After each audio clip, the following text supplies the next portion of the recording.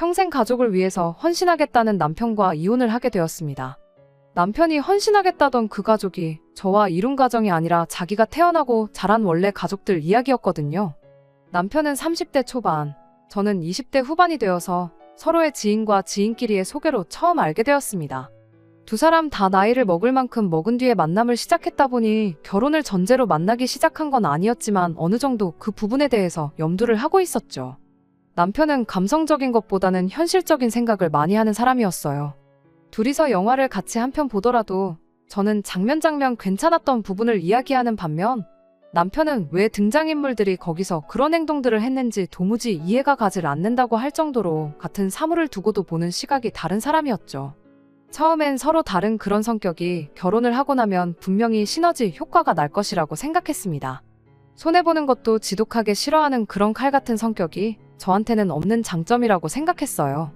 연애하면서도 은연중에 서로의 결혼관 이야기를 나눌 때가 많았고 그렇게 서로 결혼 생각을 하고 있다는 걸 깨닫게 되었을 때쯤 남편이 저한테 제안을 하나 해왔어요. 원래는 남편이 회사 근처에 방을 하나 얻어서 자취를 하고 있었는데 자기는 방을 빼고 부모님 집으로 들어갈 생각이라면서 말이죠. 저희가 결혼을 할지 안 할지는 모르지만 당장 앞으로의 미래를 생각하면 돈 한 푼이라도 아끼는 게 맞는 것 같다며 조금이라도 생활비를 줄여보자는 이유였습니다. 그리고 저한테도 가능하다면 부모님 집으로 들어가서 거기서 살면서 돈을 조금이나마 더 모아보라는 똑같은 제안을 해왔어요. 당장 출퇴근 힘든 것만 견디면 돈 얼마를 아낄 수 있지 않겠냐면서 말이죠. 연애 기간이 그렇게 길었던 편이 아니다 보니 남편이 모르고 있던 사실이 하나 있었죠.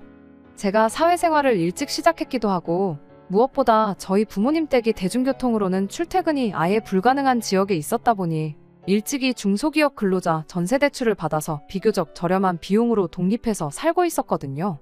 그 사실을 그제서야 말해줬더니 남편이 대뜸 신혼살림은 그럼 그 집에 차리면 되겠다고 말을 꺼냈었어요. 그 전까지는 지나가는 말로 결혼에 대한 이야기를 나누었다면 신혼집이 해결되었다는 생각이 드니 곧바로 결혼 이야기를 꺼낸 거였죠. 그때만 해도 참 현실적인, 실로 남편다운 행동이라고 좋게 받아들였었죠. 요즘 반반 결혼이 추세라지만 어차피 신혼집으로 사용하기로 했던 제 집도 따지고 보면 전세의 대출도 남아있었다 보니 서로 돈을 합치는 것보단 생활비는 각출하고 각자 모아놓은 돈이나 버리는 각자가 운용하기로 정했습니다. 결혼할 당시에 남편이 모아놓은 돈은 1억 조금 넘는 정도였고 제가 모아놓은 돈은 보증금에 이것저것 다 합치면 8천 정도 되었었어요.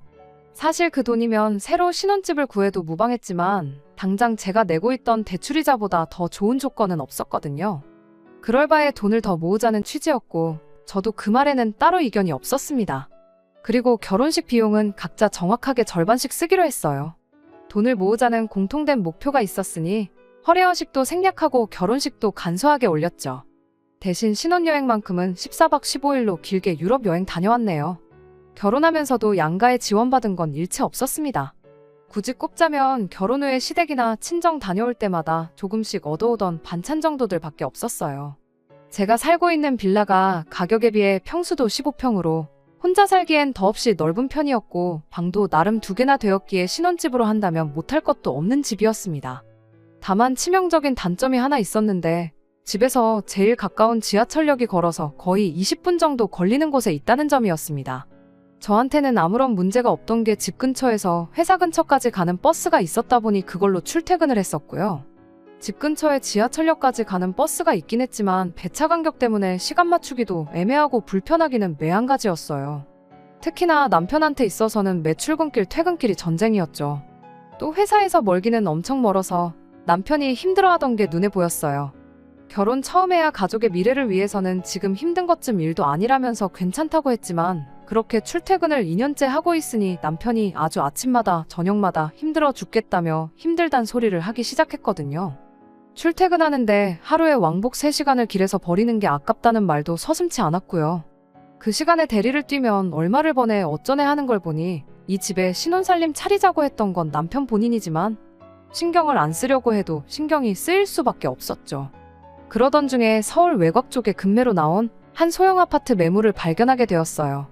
저희 부모님께서 노후 때문에 이것저것 투자처를 알아보시다가 발견하신 매물이었어요. 지은 지 20년도 훨씬 넘은 실평수 12평짜리 소형 아파트에 여전히 위치도 외곽이다 보니 남편 회사에서는 멀었지만 가장 가까운 지하철역이 걸어서 5분도 안 되는 거리에 있었습니다. 거기에 노선도 저랑 남편이 회사 출퇴근하는데 환승도 할 필요가 없는 노선이었다 보니 당연히 관심이 갈 수밖에 없었어요. 결혼하고 나서 여지껏 모은 돈이 얼마나 되나 다시 계산을 해봤더니 1억은 좋게 넘길 수 있겠더라고요. 그 와중에 저희 부모님께서도 이자 빼고 원금만 받을 테니 5천만 원을 빌려주시겠다고 하셨죠. 거기에 주변 시세 대비 훨씬 저렴하게 나왔던지라 그 집을 놓치면 정말 후회하겠다는 생각이 들었습니다. 제가 1억을 모았으니 남편도 못해도 1억 2천은 모았겠다 싶어서 남편한테 이 사실을 이야기했죠. 우리 돈 합치고 친정에서 5천 빌려오고 모자란 거 대출 한 1억 정도만 받으면 전세 말고 자가로 아파트를 하나 살 수 있다고요. 출퇴근도 더 편해지고 지은 지 25년이 되었다 하니 조만간 재개발 소식도 있지 않겠냐고 이야기를 꺼냈는데 남편 반응이 제 기대와는 정반대였습니다. 오히려 우리가 돈이 어딨냐며 코웃음을 치더라고요. 친정에서 빌려주기로 한 돈은 제일 나중에 갚고 대출 먼저 갚으면 우리 월급에 못해도 한 5년이면 다 갚을 수 있지 않겠냐고 했더니 남편이 한다는 소리가 자기는 모아놓은 돈이 하나도 없다는 이야기를 꺼내더군요. 결혼 전에 모아놓았던 돈은 어디 갔냐고 물었더니 그 돈으로 투자를 했다는 겁니다. 1억으로 부동산 같은 걸 투자했을 리는 만무하고 기껏해야 주식 정도 했겠거니 싶어서 그 돈은 일단 빼고 우리 집부터 장만하면 어떻겠냐고 물어봤는데 남편이 그 돈은 뺄 수 있는 돈이 아니라고 하면서 자기 돈 1억을 벌써 시어머니랑 신우가 시작한 식당에 지분 투자를 했다고 하더라고요. 그런 큰 결정을 왜 나한테 말도 없이 했느냐고 따졌더니 각자 돈은 알아서 관리하기로 하지 않았냐는 소리를 하는 거예요. 저는 남편에게 지분 투자를 했다고 했는데 그럼 매달 얼마씩 받기로 한 거냐고 물어봤습니다. 그럼 그 돈으로 대출이자를 충당한다 생각하고 대출액을 늘리면 되겠거니 싶었거든요. 그런데 남편이 당당하게 빵원이라고 대답을 하더라고요. 이제 막 오픈한 지 얼마 안 되었는데 열자마자 어떻게 정산을 받겠냐고 하더라고요. 장사가 궤도에 오르고 손익분기점 넘어야지 그때부터 정산을 받는 건데 그런 기본적인 것도 모르냐면서 말이죠. 물어보니 숨기는 거 없이 다 대답해주긴 했지만 전말을 듣고 나니 정말 어이가 없어서 말도 안 나왔어요. 알고 보니 신우와 시어머니는 가게 차리는데 얼마 내지도 않았더라고요. 남편 돈이 다 들어갔고 신우 돈 조금에 시어머니 돈 조금 그리고 나머지는 다 대출이었다고 합니다. 손익분기점이라 함은 그 대출금을 다 갚고 난 이후부터가 될 거라고 하더라고요. 대신 그렇게 되면 자기 지분이 제일 높은 만큼 자기가 일을 하나도 안 해도 제일 큰 비율로 돈을 가져가게 될 것이라며 자신있게 말하더군요. 대충 달에 200 정도를 생각하고 있다나요? 각자 돈에 대해서는 서로 터치를 안 하기로 했지만 이렇게까지 상의 없이 돈을 써도 되나 싶더라고요. 만에 하나 그 돈이 묵여있는 동안 목돈 필요할 일 있으면 결국 저한테 손을 벌려야 할 수도 있는데 어느 정도 귀뜸은 해줘야 하는 거 아닌가 생각했습니다. 남편한테도 앞으로 그런 일 있으면 귀뜸은 해달라고 그리고 정산받기 시작하면 그때는 나한테도 통보를 해달라고 부탁했죠. 결국 그 금매로 나온 집은 다른 사람의 손에 들어가게 되었어요. 그 후로 며칠 동안은 이사가는 꿈도 꾸고 속이 쓰려서 잠도 제대로 못 자고 그랬습니다. 그렇게 1년이라는 시간이 지난 얼마 전이었습니다. 여전히 남편한테서는 정산을 받기 시작했다는 소식에 대해서 듣지 못했어요. 솔직히 짜증났지만 저보다는 남편이 더 스트레스를 받고 있겠거니 싶어서 그 부분에 대해서는 저도 최대한 말을 안 하고 있었습니다.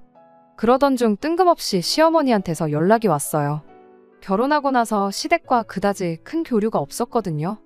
명절 포함해서 1년에 대여섯 번 찾아뵙는 정도였고 시댁에서 반찬 얻어오는 것 포함해서 시댁과 관련된 일은 남편이 혼자 알아서 하고 있었기에 무슨 일로 연락을 다 하셨나 싶었어요. 전화를 받자마자 시어머니는 대충 형식적인 안부만 묻고는 다짜고짜 요즘 힘들어 죽겠다는 이야기를 꺼내왔어요. 시어머니가 가게를 차리고 나서 몇 달 지나지 않아 길 건너에 바로 똑같은 음식을 취급하는 식당이 생겼다고 합니다. 음식만만 보면 시어머니 가게가 월등히 좋다고 하는데 그쪽은 체인점이라 가게도 넓고 인테리어도 깔끔해서 그런가 그쪽으로 손님이 몰리고 있는 실정이라고 하더라고요. 저는 그때까지만 해도 남편 돈으로 가게를 차렸는데 정산을 못 해주고 있으니 미안해서 저한테 전화를 하셨구나 하고 생각했어요. 그래서 저도 힘내시라고 고생하시는 만큼 손님들도 알게 되지 않겠냐고 한마디 해드렸어요. 그런데 알고 보니 저한테 미안해서 전화를 한 것도 아니었고 그렇다고 제 응원 한마디 듣겠다고 전화했던 게 아니었습니다. 시어머니는 우리 아들 통해서 우리 가족들끼리 동업을 하고 있다는 사실은 이미 알고 있을 테니 길게 설명은 안 하겠다는 말을 꺼내더니 난데없이 저한테 저도 한 가족이니 동업을 할 수 있는 기회를 주겠다는 말을 꺼내는 겁니다. 그러면서 더도 말고 덜도 말고 딱 1억만 투자하라고 하더군요. 말했다시피 그 체인점을 이기려면 일단 당신 가게의 인테리어부터 여러모로 재투자를 해야 할 것 같다는 말을 꺼내더라고요. 마침 옆 상가가 공실이 나면서 가게 사이즈도 확장을 할 수 있게 되었다고 저한테 투자할 기회를 준다는 듯이 생색을 내면서 말을 하더라고요. 남편이 현실적인 성격이고 제가 감성적인 성격이긴 하지만 도무지 동의를 할 수가 없었습니다. 일단 음식 맛이 월등하다는 말부터가 손님들 입에서 나온 말이 아니라 시어머니가 당신 입으로 저한테 했던 말이었으니까요. 요즘 사람들 입맛이 얼마나 귀신 같은데 체인점만도 못하니까 먼저 가게 차려놓고도 손님들을 다 빼앗긴 거 아니겠어요? 가게 인테리어 조금 좋아지고 사이즈 넓어진다고 해서 빼앗긴 손님들을 돌릴 수 있을 리가 만무했죠. 물론 그 말을 입 밖으로 꺼내진 않았어요. 대신 당장 제가 어떻게 그런 목돈을 마련할 방법이 없다고 좋게 돌려 말해 거절을 했습니다. 그런데 시어머니 반응이 뭔가 알고 있다는 눈치였어요. 작년에 아파트를 산다느니 어쩐다니 하지 않았느냐는 말을 꺼내는 걸 보니 제 돈이 얼마나 있는지 남편이 대충 귀뜸을 해줬나 보더라고요. 그래서 제가 그 돈을 마련하려면 지금 살고 있는 집 전세를 빼야 한다는 말까지 해줬습니다. 그런데 남편이 생각보다 자세한 이야기를 시어머니한테 해줬나 보더라고요. 니네 집에서 5천만 원 무이자로 도와주기로 했다지 않았냐고 그 돈 받아다 가게에 투자를 하면 어떻겠냐고요. 그래서 그냥 솔직하게 이야기했습니다. 친정에서 그 돈을 빌려주기로 한 건 맞지만 그건 집을 살 때 이야기지 투자를 해야 한다 그러면 분명히 거절하실 거라고요. 그리고 제 돈하고 친정 부모님 돈은 그냥 아껴뒀다가 좋은 집 매물이 나오면 그때 필요하게 될 테니 드릴 수 없다고 딱 잘라 대답했습니다. 시어머니는 지금도 잘 살고 있으면서 왜 자꾸 집 욕심을 내냐고. 요즘 부동산 잘못 건드리면 쪽박 차는 거 시간 문제니 괜히 힘들게 모은 돈 날려먹을 생각하지 말고 당신한테 투자하라고 자꾸 우기는 겁니다. 그 체인점 손님만 뺏어온다면 장사 중인 그 동네가 유동인구가 어마무시해서 대박나는 건 시간 문제라고요. 1억 투자해서 집은 얻으면 남편이랑 똑같이 달마다 최소 200만 원은 가져가게 되는 건데 그러면 너 200 우리 아들 200 해서 매달 앉은 자리에서 400씩 버는 건데 투자를 안 할 이유가 없다고 하는 거죠. 세상 어디 가서 1억 가지고 달마다 그 돈을 벌어오겠냐고. 4년만 참으면 원금 회수하는 거고 그 다음 해부터는 돈방석에 앉게 되는 거 모르냐며 저보고 산수도 못하냐고 답답하다고 하는 겁니다. 어린 나이에 전세로 집도 구하고 똘똘한 며느리가 들어온 줄 알았더니 아주 산수도 못하는 헛똑똑이었다며 저를 바보 취급까지 하면서 말이죠. 말이 그렇지 아무리 집값이 하락하는 추세라고 해도 서울에 아파트 하나 가지고 있는 거랑 개업한 지 얼마나 됐다고 벌써부터 체인점에 손님 다 빼앗겨서 망하니 어쩐다니 하는 시어머니 식당이랑 비교하는 게 가당키나 한지 싶었습니다. 입 밖으로 그 말을 꺼내진 않았지만 저는 끝까지 투자할 생각은 없다고 제 뜻을 강하게 주장했어요. 시어머니도 고집이 보통은 아니라서 거기서 30분을 더 저를 설득하려고 별 말도 안 되는 소리들을 계속 늘어놓았죠. 설득이라기보단 막무가내로 돈 내놓으라는 소리나 마찬가지였고요. 저도 한번 고집 부리면 끝을 보는 성격이었다 보니 결국에 가선 시어머니도 포기를 하더군요. 전화 끊으면서 조만간 우리 가게 대박나서 아들이 정상금 받게 되면 그 돈으로 옷 한 벌은커녕 껌 한 통도 사 먹을 생각하지 말라며 으름장까지 놓으면서 말이죠. 이 사실을 남편하고도 이야기했는데 남편은 대수롭지 않게 그러냐고 싫으면 안 하는 거지 뭘 그렇게 신경 쓰냐며 걱정 말라고 한마디 하고 말더라고요. 어쨌든 결혼 후 시어머니와 생긴 첫 갈등이다 보니 저는 제 나름대로 심각했기에 말만 그렇게 하지 말고 어떻게 좀 해달라고 말했더니 남편이 알겠다고 대답을 했죠. 그래서 저도 그냥 남편이 알아서 해결하게 두도록 하고 신경을 아예 쓰지로 않게 했습니다. 그런데 남편이 가져온 해결 방법이 참 가관이었어요. 그렇게 시어머니한테 투자 강요 전화를 받은 지 2달 정도 지났나 그 뒤로는 시댁에서 연락 한 통 따로 없었기에 그냥 이렇게 일단락 되는구나 싶었습니다. 남편 회사까지 교통이 엉망이기도 하고 거리도 멀다 보니 항상 남편이 저보다 못해도 1시간 반은 일찍 일어나 준비를 했었거든요. 그런데 사건이 터진 그날은 웬일인지 제가 일어났는데 남편이 아직도 쿨쿨 자고 있더라고요. 알람을 못 들었나 싶어서 제가 허겁지겁 깨웠는데 남편이 잠에 취해서는 짐 들어오는 것 때문에 오늘 출근 안 하기로 했다고 대답을 하더라고요. 짐이 들어온다길래 뭐 회사에 새로운 장비라도 들어오는 건가 싶었습니다. 저도 출근 준비하고 나가야 했기에 쉰다는 사람 굳이 깨울 필요가 뭐가 있나 싶어서 자는 남편 그대로 두고 출근을 했죠. 궁금해서 일하는 중 남편한테 전화 몇 통 해봤는데 모처럼 평일에 쉬는 날이라고 깊게 잠이라도 든 건지 전화를 받지 않더군요. 모든 사건의 전말을 알게 된 건 힘든 하루 마치고 퇴근해 집에 돌아오고 나서였습니다. 문을 열고 들어가자마자 집안 꼴이 말로 표현 못할 만큼 개판이더라고요. 남편이 혼자 집안 대청소라고 하고 있는 건가 싶기엔 옷방으로 쓰고 있는 방 앞쪽에 제 옷들이 지멋대로 널브러져 있는 게 청소를 하고 있는 것 같지는 않았어요. 그 와중에 옷방에서 그건 이쪽에다 놓으라는 시어머니 목소리가 들려오더라고요. 후다닥 옷방 쪽으로 가보니 남편이 낑낑대면서 시댁에서 봤던 시어머니 서랍장을 들어서 옮기고 있었어요. 혼자서는 힘에 부쳤는지 바닥 장판이 곳곳에 찢어진 흔적도 있더라고요. 제가 이게 다 어떻게 된 거냐고 물었더니 남편은 보면 모르냐고 대답하고 시어머니는 이게 다 제가 자초한 일이지 않느냐고 이렇게 됐으니 앞으로는 셋이 잘 살아보자고 가당치도 않는 소리를 하는 겁니다. 그게 무슨 소리냐고 다시 따져 물으니 상황이 어떻게 빚을 더 질 수는 없는 상황이다 보니 살고 있는 집 전세금을 빼서 가게 확장을 했다더라고요. 오갈 곳이 없어진 시어머니를 남편이 모시고 저희 집으로 온 거였고요. 그제서야 아침에 남편이 짐 들어오는 날이라고 회사를 왜 쉬었는지 이유를 알겠더라고요. 남편은 또 한 번 저한테 아무런 상의도 없이 혼자서 결정을 내린 겁니다. 시어머니는 뻔뻔하게 남편에게 월세는 매달 30만 원 정도만 내면 되겠다고 넓다더니 방도 아주 비좁고 볼품없다고 하더라고요. 정작 집주인인 저한테는 아무 말도 안 하고 있고 그 와중에 남편은 30 정도면 충분하겠다고 여름이랑 겨울에 냉난방비로 10,000원씩만 더 내시라 뭐 이딴 소리를 하고 있는 거예요. 그 와중에 또 시어머니가 한다는 소리가 그럴 게 아니고 당신이 넓은 거실을 대신 방처럼 써야겠다고 그리고 혼자 자취하는 신우를 불러다가 빈 방을 쓰게 하면 어떻겠냐는 제안을 하는 겁니다. 그래서 둘이 합쳐서 월세 딱 50만 원만 받으라고 말이죠. 그 와중에 남편은 또 좋다고 낄낄대더군요. 저는 아무 말 없이 옷방 앞에 널브러진 제 옷들을 주섬주섬 챙겨서 창고 한 구석에 고이 모셔놓았던 이민 가방 꺼내서 그 안에 쑤셔 넣었습니다. 처음 원룸 생활하다가 전세집으로 이사할 때 이사비 조금이나마 아껴보겠다고 중고로 15,000원 주고 구해놓은 이민 가방을 이런데 쓰게 될 줄은 몰랐죠. 그 외에도 가방에 빈틈이 없어서 더 안 들어갈 때까지 제 짐을 추려 넣었습니다. 남편이 뭐 하냐고 묻길래 정리는 미리미리 해놓아야 편하지 않겠냐고 대답을 해줬습니다. 남편은 저 말에 숨은 속뜻이 있었다는 걸 전혀 눈치 못 채고 제가 시어머니랑 같이 사는 걸 받아들이고 일 키우지 않게 숙이고 들어간 걸로 이해를 했나 보더군요. 방에 쫓아 들어와서 저한테 저라면 이해해줄 거라 믿고 있었다며 고맙다는 말을 해왔으니 말이죠. 잠들기 전에도 그래도 어머니한테 받기로 한 월세는 전부 저한테 주겠다는 소리까지 하더라고요. 그러면 저한테도 좋은 거 아니겠냐는 어이없는 소리를 하면서요. 그리고 어머니랑 동생 가게가 잘 되거든 정상금 나오면 뒤늦게라도 지분을 얻을 수 있게 이야기를 해주겠다는 겁니다. 어차피 대출이 있기 때문에 그걸 제 돈으로 갚고 그만큼 제 지분을 포함하면 되는 거라 아니겠냐면서요. 세상에 제가 월세로 받는 30만 원이 아쉬워서 혹은 앞으로 받을지 못 받을지도 모를 달 200만 원 때문에 이런 식으로 합가를 허락했다고 생각했던 걸까요? 정말 우습지도 않더군요.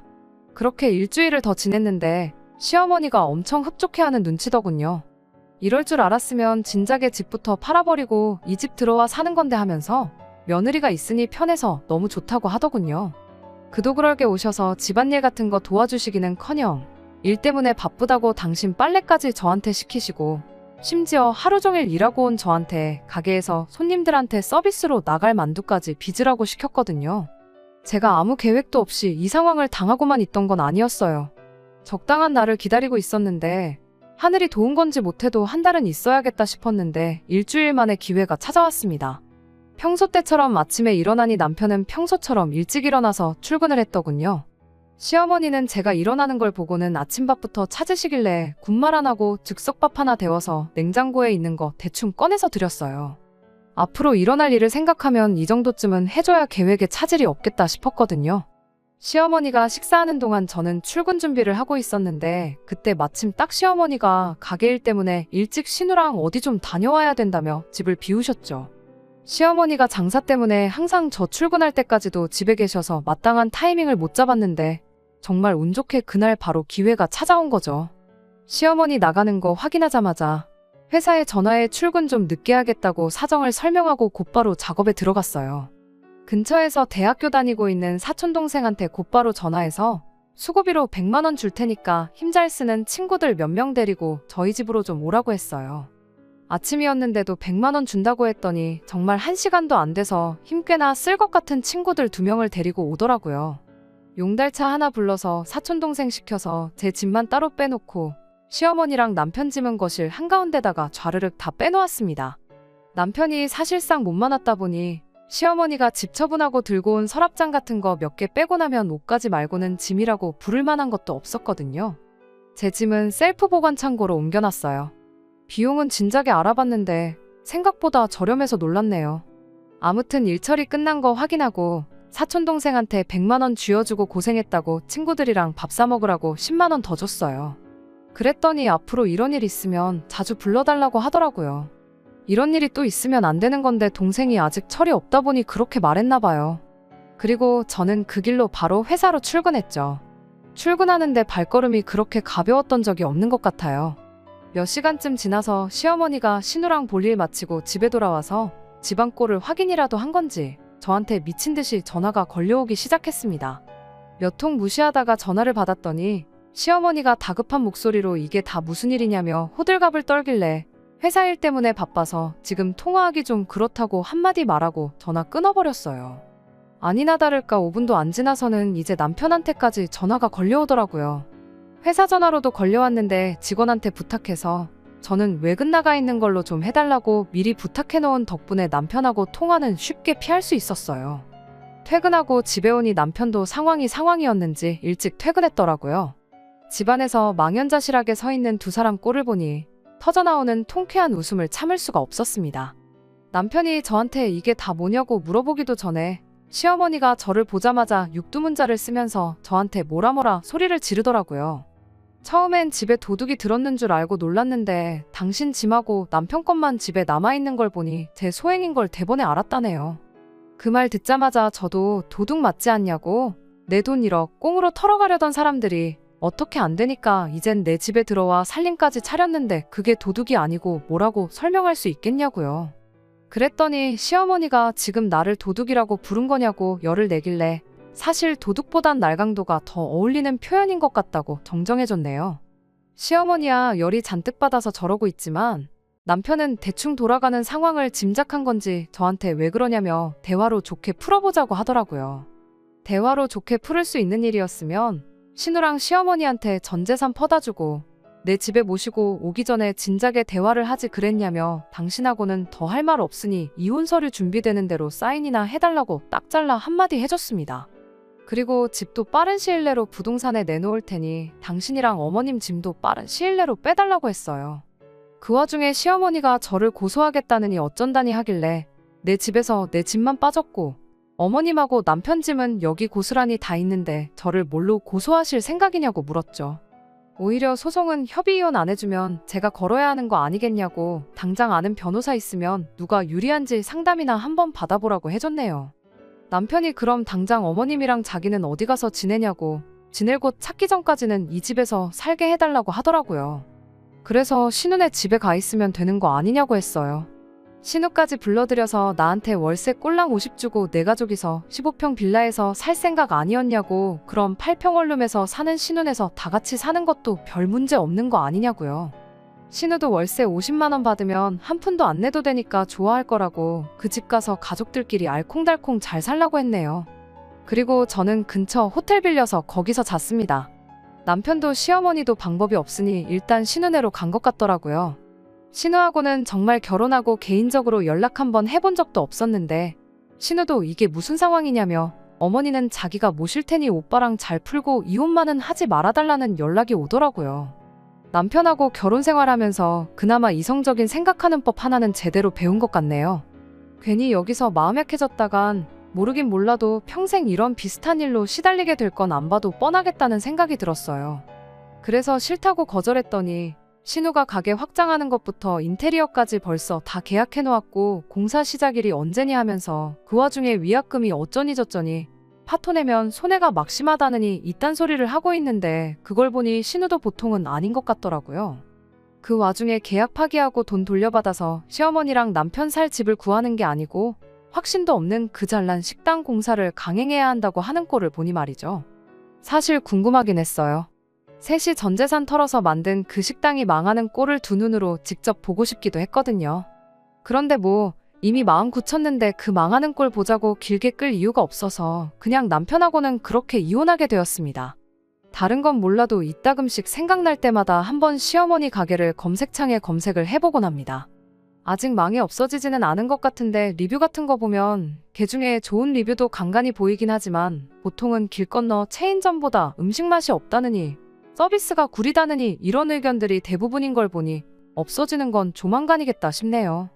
이게 다 인과응보라는 걸 깨닫고 땅을 치고 후회하는 날이 오면 좋겠습니다.